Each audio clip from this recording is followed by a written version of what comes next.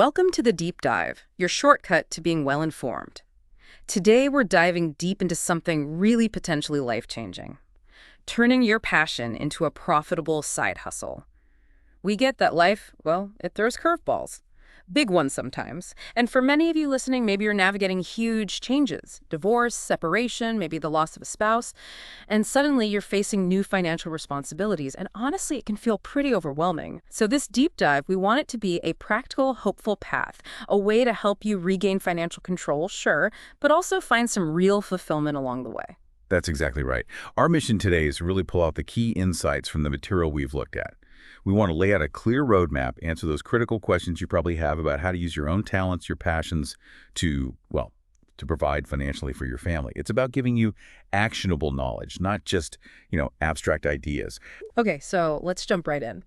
The core idea here, it's incredibly uplifting when you think about it. We all have things we just love doing, right? Crafting, maybe organizing, teaching, whatever it is.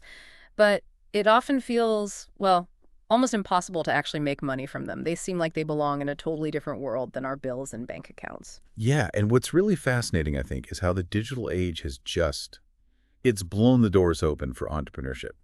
The internet means almost any passion, seriously, can potentially become a profitable side hustle. I mean, think about it.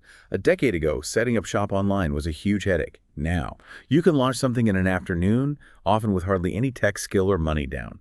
That's the real game changer, especially when you're looking for new ways, flexible ways to provide for your family. And let's be real, who couldn't use a bit of extra cash? Especially if you're managing everything on your own now. Just imagine, what would an extra $1,000 a month mean? Or maybe even double that. That kind of money, it's not just numbers on a page. It's peace of mind. It's security for your family. It could be paying down debt, building savings, or just easing that day-to-day stress. Right, and we connect this to the bigger picture. It's really not just about the money, though that's obviously super important. Imagine the feeling, the reward of doing work that actually makes you happy, something you genuinely enjoy.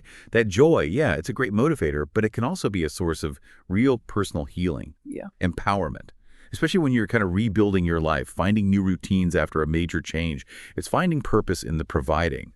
Okay, so with that really inspiring idea in mind, the huge question becomes, how? How do you actually take this from a nice thought to a real functioning side hustle? Like, what products or services should you even sell? Where do you sell them? How much do you charge? What about marketing yourself? And maybe the biggest one, how do you know if this thing will actually make money before you pour everything into it? These are the practical steps we really want to unpack today. Now, something really interesting the source material emphasizes is motivation. And look, we understand when you're going through big life changes, your energy, your focus, it can be all over the place. The sources aren't saying you need to fake boundless energy every day. It's more about finding that internal spark, connecting it to what really, truly matters to you right now. Because it highlights, pretty bluntly, that if you're not genuinely driven to make this happen, especially on the hard days, it probably won't. It even suggests using the feeling of not living your best life right now as a motivator, a little nudge. Which really brings up a key point. For someone stepping into that primary provider role, maybe unexpectedly, motivation isn't just nice to have, it's bird. It's essential, right? The material advises getting super clear on why you want this. How badly do you want it to succeed? Think specifically. How will this extra cash help your family? What doors will it open? What security does it provide? And try to visualize the joy you'll get from doing something you actually love.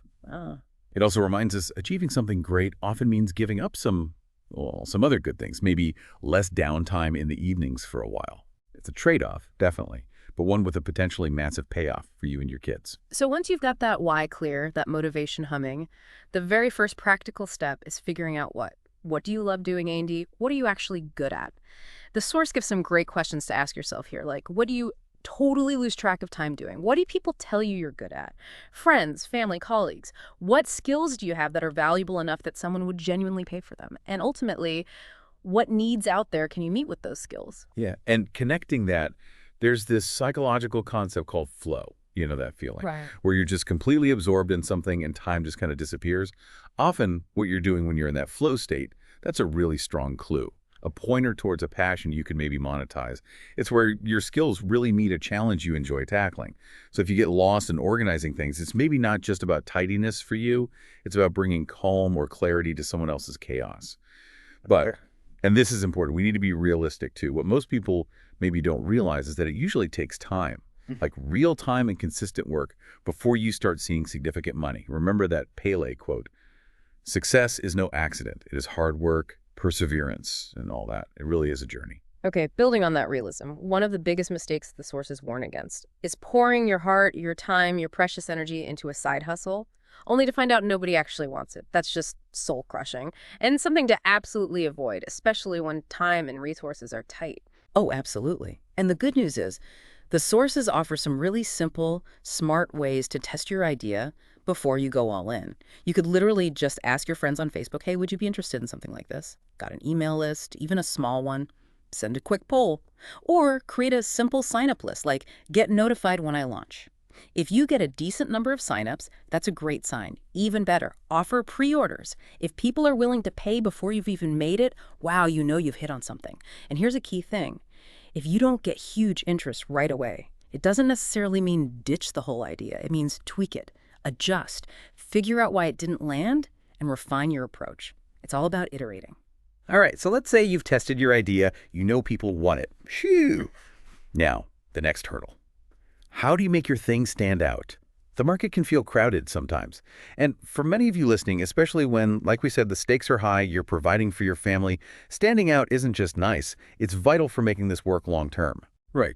So differentiation becomes the name of the game. How do you make your offering unique? The sources suggest a few really solid strategies. You could focus on offering, say, better quality than what's out there, or maybe your angle is absolutely stellar customer service, like truly memorable service. Faster delivery could be a differentiator, or pricing you could be strategically cheaper, or maybe you offer a premium version at a higher price. And one really powerful angle, especially if you have a strong personal mission, is linking your business to a noble cause. Say you're selling handmade soaps online. There are tons of soap makers, right? But what if a portion of your profits goes to support a local women's shelter, or maybe a cause related to children? That could really resonate with customers who share those values. It gives them another reason, a deeper reason, to choose you. It makes the purchase feel good. Okay, so you've got your unique idea, you've tested it, you know how it stands out. What's next? The sources really emphasize setting goals, laying out a plan with steps that follow each other logically, and crucially, making sure those goals are actually realistic. No, become a millionaire by Tuesday stuff. Yeah, and what's really smart about the advice here is to focus on small, achievable goals, things that give you traction quickly. Break that big vision down. What can you do this week? Maybe it's just researching your competitors or figuring out exactly who your ideal customer is. Next week, maybe it's setting up a basic landing page or drafting that first email to your little list. These small wins, these steps, they're so important for keeping momentum going, especially when you're juggling family life and everything else. Even 20 minutes of focused effort counts. And then, eventually, you just got to start. You have to launch. The advice is to set clear milestones, deadlines almost, things that force you to take action. The sources put it really simply. Milestones equal movement. You got to get things moving. Exactly. And just like your goals, make those milestones realistic, achievable. And here's a piece of tough love from the sources, especially relevant when life gets chaotic. Try really hard not to make excuses about hitting those milestones. Consistent action, even small actions, is how you build momentum. It's how you stay on track towards that bigger goal, like financial independence for your family. Okay, action time. You're ready to sell. How do you actually do it? Well, you can always sell in person, right? Local markets, craft fairs, maybe just through people you know. But the amazing thing now is you can sell pretty much anything online. Products, services, reaching way more people, often right from your kitchen table. Which brings up the question, okay, where online? Which platform makes sense for your specific thing? The source material gives a really helpful list. If you're making crafty things or selling vintage items, Etsy's usually the place to start. Selling clothes you've thrifted. Try eBay or Poshmark. Offering services like writing, design, admin help. Look at Upwork, Fiverr, maybe Thumbtack for local stuff. Selling an ebook you wrote. Amazon KDP is king there. If you've created an online course, platforms like Kajabi, Teachable, Udemy, Thinkific are built for that. Handyman services, local tasks. TaskRabbit connects you. If you're a coach, check out Tailored.coach. Honestly, even just Googling "sell your thing online" will probably give you even more specific ideas. Now, here's a really important reality check the sources offer, something to keep in mind to manage expectations.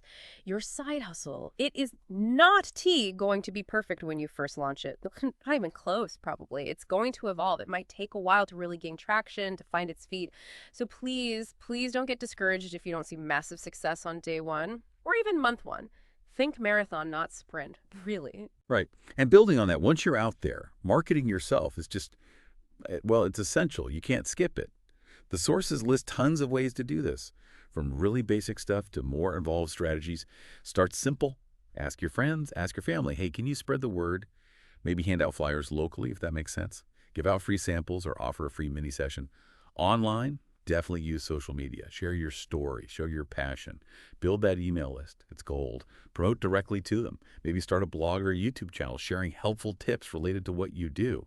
You could even start a podcast or be a guest on other people's podcasts. Once you've got some income, maybe try a little bit of paid advertising. But start small. Be targeted. Go where your ideal customers hang out. A key idea is the more value you give away for free up front, the more likely people are to trust you and eventually buy from you. Yeah, don't be shy about marketing yourself. Your work deserves to be seen. Okay, this next point really made me think.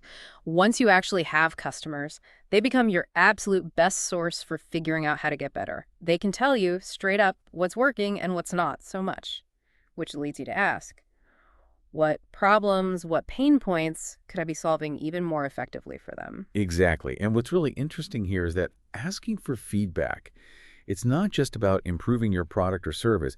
It's actually a really powerful way to be transparent and authentic with your customers. And that builds incredible trust. The more real you are, the more they'll likely stick with you and support you long term. So think beyond just fixing problems. How can you create genuinely amazing, memorable experiences for them? Think about it from your own life when you're juggling so much. Which businesses do you love? The ones that make things easy, maybe even bring a little joy, right? Yeah, totally. And the sources have some brilliant practical ideas for how to do that, how to really wow your customers. It's often about the little things, that extra mile, like maybe it's just providing truly fantastic, responsive customer support. Or including a little unexpected surprise with their order, a small bonus item, a handwritten thank you note. Maybe it's helping a client work through a challenge that's related, but not strictly part of what they paid for. Sending a card on the anniversary of their first purchase, that's thoughtful. Creating quick, custom thank you videos.